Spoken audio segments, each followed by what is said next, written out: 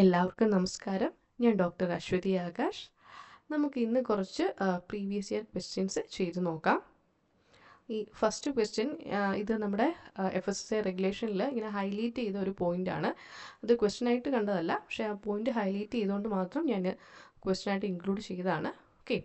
Salt used for manufacture of double fortified salt shall have minimum dash percentage sodium chloride content on dry weight basis when ferrous sulfate is used for fortification, and minimum dash percentage sodium chloride content on dry weight basis when ferrous fumarate in encapsulated form is used for fortification.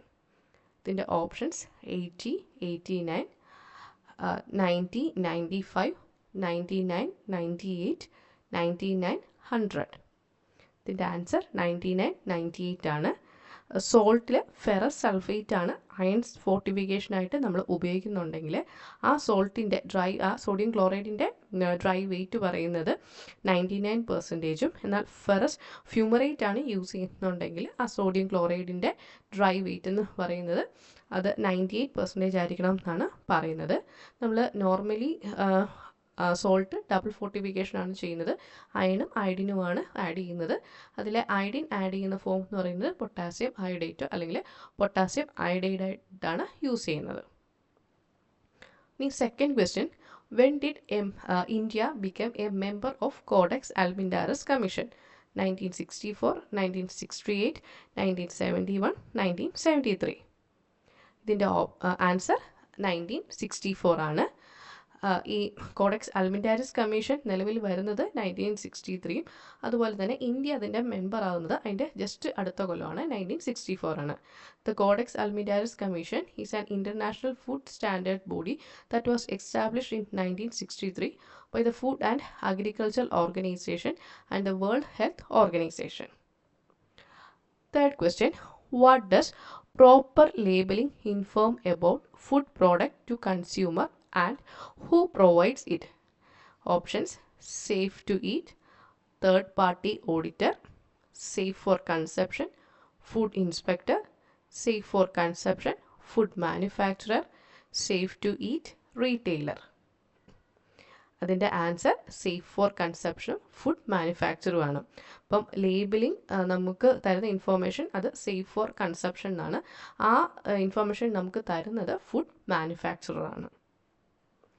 Fourth question, what is the maximum permissible limit for trans fat in edible oils and fat as per FSSAI regulations? Options: 5%, 10%, 2% and 0.2%.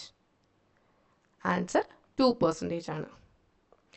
Fifth question, the other name for prerequisite program is written programs, implementation, HACCP, GMP. ഇതിൻ്റെ answer GMP ആണ്.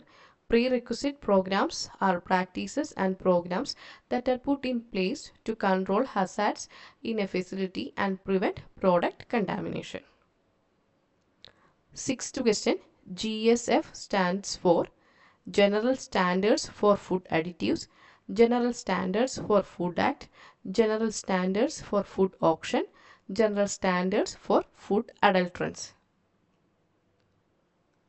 ഇതിൻ്റെ answer General Standards for Food Additives. GSFA stands for Codex General Standards for Food Additives. Seventh question, World Food Safety Day is celebrated on 6th May, 12th July, 7th June, 8th August.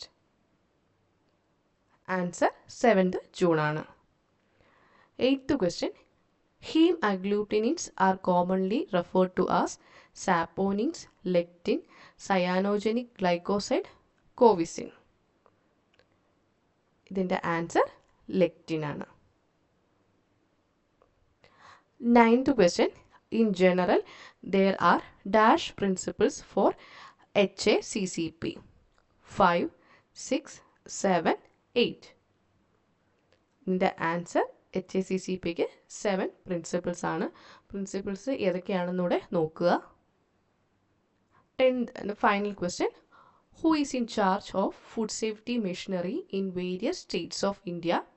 Food safety officer, urgent getting officer, commissioner of the food safety of state, state ministry of health and family welfare.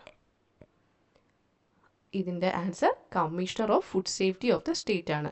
എല്ലാ സ്റ്റേറ്റിലും food സേഫ്റ്റിയുടെ main in charge എന്ന് പറയുന്നത് അവിടുത്തെ ഉള്ള food safety കമ്മീഷണറാണ്.